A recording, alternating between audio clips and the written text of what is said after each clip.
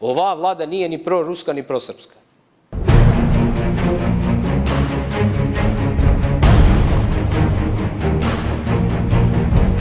Nije ni proruska ni prosrpska.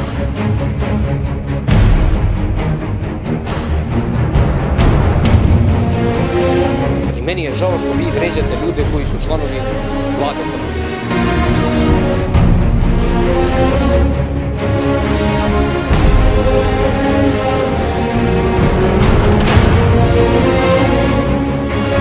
Je li Drita Nabazovi Srbi?